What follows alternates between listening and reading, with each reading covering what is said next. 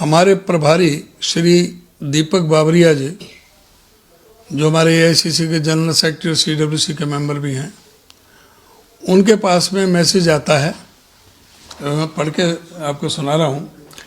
Today's election result will be like this: BJP 46-49, INC 36-38, INLD 2-3, others 3-4.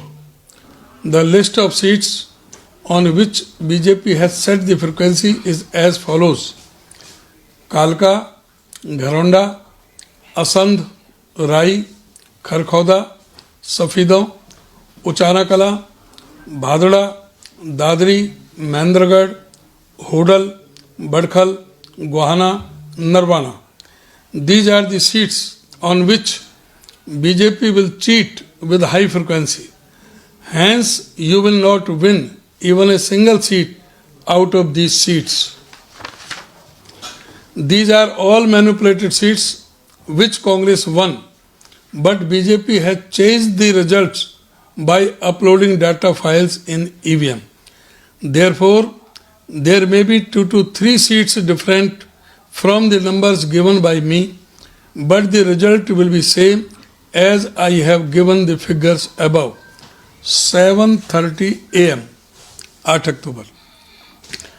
I guarantee 100% that the result will be like this: you will lose the victory and no one will know how BJP won. You know this and I know how it won. 7:35 AM, counting से 25 minute पहले. आज आपको पता चल जाएगा evening को कि मैं हवा में बात नहीं करता. 7:39 AM. ये तीनों मैसेज काउंटिंग स्टार्ट होने से पहले के हैं. और नेक्स्ट मैसेज उनका नेक्स्ट डे 9 अक्टूबर को आया 11:44 पे. There were 14 more seats which you won but lost. तो सर ये तो जी बाबरिया जी ने जो ये चेक सर आपको समय पर उपलब्ध नहीं करवा पाए, इस वास्ते खराब उनका बताया गया उस दौरान, तो अब इसको लेकर क्या तैयारी है सर कांग्रेस की? कई कैंडिडेट आपके कोर्ट भी जाने की बात कर ने ये अगर उसी दिन 8 तारीख को जब ये आया मैसेज, तभी प्रेस कॉन्फ्रेंस बाबरिया जी कर देते या ये मैसेज हमें फॉरवर्ड कर देते, तो हम उसी समय प्रेस कॉन्फ्रेंस कर देते और ये सारी जनता के सामने, सारे मीडिया के सामने ये ईवीएम का सारा बेनकाब हो जाता, सारा जो मामला. लेकिन वो कर नहीं पाए. 9 तारीख को 3:32 पर मुझे इसके बारे में पता लगा, ये मैसेज आया. मैंने दीपक बाबरिया जी से बात की तो मैंने कहा आपने ना तो हमें बताया ना आपने कोई प्रेस कॉन्फ्रेंस की इसके बारे में. तो उन्होंने कहा कि मेरी तबीयत ठीक नहीं थी, मैं दवाई लेकर सोया हुआ था, मुझे मैसेज का पता नहीं लगा.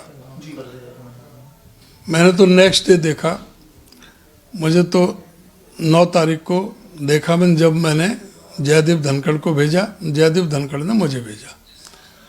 तो मैंने कहा कि जब आपने मैसेज ये दिया है तो इसका सेंडर का नाम दो. तो कह रहे कि सेंडर का नाम मैं नहीं दे सकता क्योंकि उसकी जान को खतरा है, उसका नाम आते ही उसके साथ कुछ भी हो सकता है, तो इसलिए मैं उसका नाम नहीं बताऊंगा. तो हमने कहा स्क्रीन शॉट दो. वो 10-15 दिन बाद यहाँ जब दिल्ली आए अहमदाबाद से, तब मैं उनसे मिला तो उन्होंने स्क्रीन शॉट दिया मुझे अपने मैसेज का. तो इसके ऊपर उन्होंने स्लिप लगा दी, ऊपर का जो सेंडर्स का नाम था, जो टाइटल जो भेजने वाला था. मैंने उनसे कहा कि आप ये नाम बता दो. उनके नहीं, मैं ये नहीं बता पाऊँगा. तो उन्होंने ये मैसेज तो स्क्रीनशॉट दे दिया, लेकिन वो सेंडर का नाम नहीं. अभी तक हम प्रयास करते रहे कि वो बता दें, तो उससे ज़रा बेहतर सुविधा हो जाए, पता लग जाए कौन है क्या है. उसके बाद मैंने अपने कांग्रेस नेतृत्व को भी इसके बारे में मेल कर दिया, सारी स्थिति से अवगत करा दिया था, क्योंकि वो बिजी थे महाराष्ट्र और झारखंड में, तो इसलिए इस पर कोई चर्चा नहीं हो पाई. और दीपक बाबरिया जी से हम प्रयास करते रहे, उन्होंने नाम नहीं बता पाए। अब हमें इलेक्शन पिटीशन तो डालना ही था, उसका डेट आ गई थी, 22 तक इलेक्शन पिटीशन डालने हैं। तो आज 20 तारीख हो गई, तो कल हम इलेक्शन पिटीशन डाल रहे हैं, और भी हमारे साथी कई कुछ एक डाल रहे हैं। तो इसलिए अब इस मैसेज को जब हम हाई कोर्ट में डाल रहे हैं, तो इसको प्रेस में देने से हमें कोई दिक्कत नहीं।